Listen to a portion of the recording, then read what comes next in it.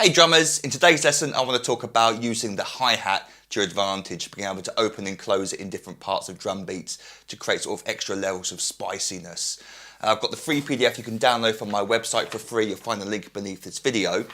The first example shows you really what I'm talking about. Well, it shows you one variation. The first two examples show you the main ways that the open hi-hat is used in most music. Of course, there's loads of exceptions, but this is a beginner lesson. I just want to show you the basics to start off with. So the basic drum beat, 1, 2, 3, 4, I'm sure you can play no problem. It's the open hi-hat on the and of 4, and this is a very popular place to open it, just before the snare drum.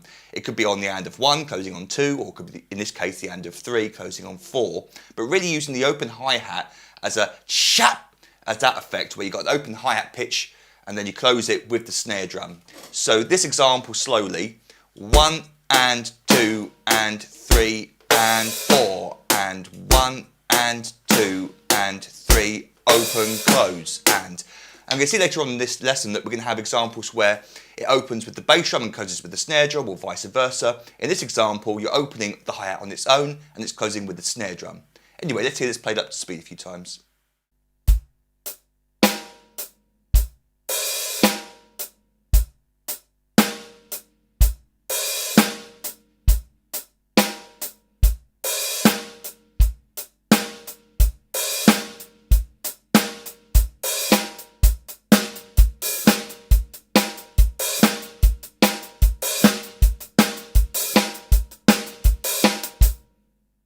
So for beat number 2, you've got another very, very common example where you're opening the hi-hat at the end of the bar.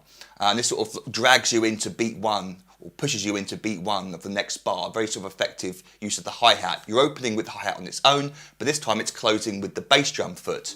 So 1 and 2 and 3 and 4 and 1. Open and close at the end of the bar. And 1 and 2, 3 and 4 and 1, 2, 3, 4 and 1. And slowly up to speed.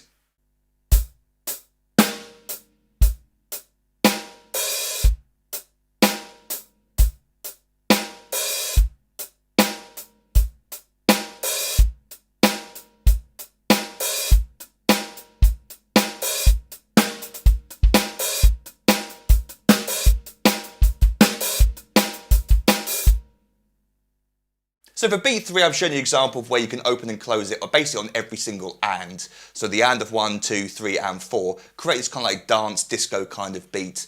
I've also added the bass drum on all 4 beats because this kind of hi-hat groove sort of goes with the territory with the bass drum being played on all 4 beats, commonly known as 4 on the floor. So the basic drum beat is 1 and 2 and 3 and 4, and the bass drum you can hear it come down with the snare drum on beats 2 and 4. 1 and 2 and 3 and 4 and. On top of that, we've got the hi-hats opening on each and. So just learn half of the bar, and then the second half of the bar is the same. 1 and 2 and let me see the bass drum there with the snare drum.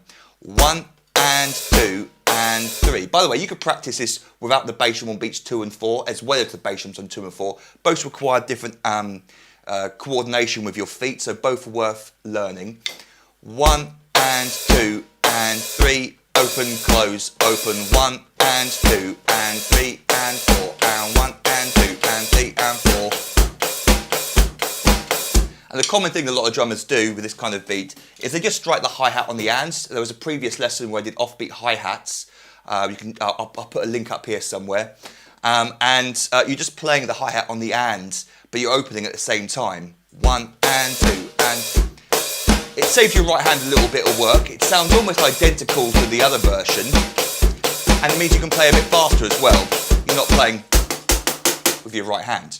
Anyway, here's that example, slow up to speed.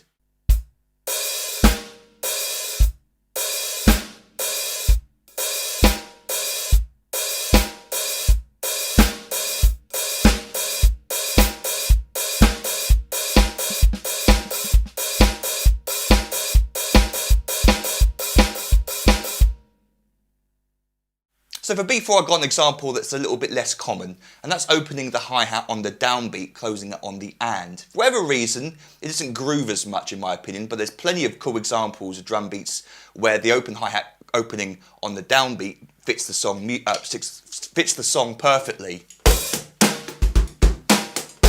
That one, for example. So this example, I've got a little bit of variation. I've got bass drum on 3 and, so we're going to feel that open hi-hat on the 3, close it with the and, with that second bass drum. Then we got the feeling of opening it with the snare drum and closing it on its own. So all 3 limbs, not 4, all 3 limbs are sort of doing something different for this. So very slowly, 1 and 2 and 3 and 4 and. There's that second half there. 3 and then 4 and. 1 and 2 and 3 and 4 and 1 and 2 and 3 and 4 and 1. And feel free, by the way, if any of these examples, any of my lessons that I've given you, these beginner lessons, move the bass drum around and try different ideas like I did accidentally there, I believe. Anyway, let's hear that slowly up to speed.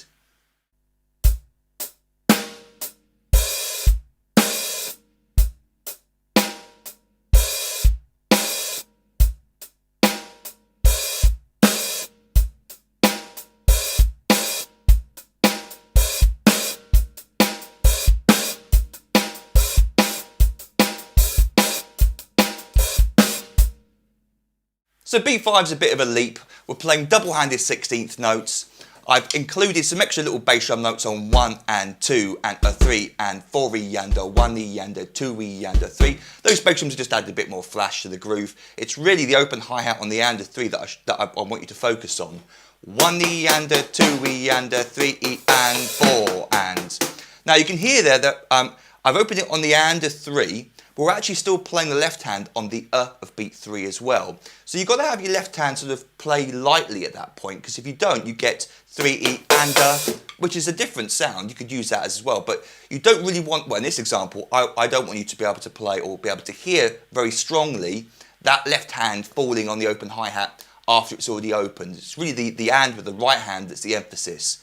So you kind of get this feeling, 1 E and 2 E and 3 E and 4 E and. See, I'm ever so lightly tapping the hi-hat there on the of 3. And with this electric kit, you don't really hear it being registered. Anyway, with the bass drum underneath, 1 E and 2 E and 3 and 4 and a 1 and 2 and 3 and 4 and a 1. So of course, play around with the bass drum, change it around, so that's not the important part here. And also another idea is you could just miss out the hi-hat on the of beat 3, 3 E and 4 E and. Instead of playing that left hand on the of 3 there, I just lift it out and then come back down with the 4 E and, or rejoin the hand part of the drum beat at beat 4. So you've got 2 different ways you could play it. At a slower speed, you really hear that big gap, but the hi-hat's ringing out in that gap, so it shouldn't feel too empty.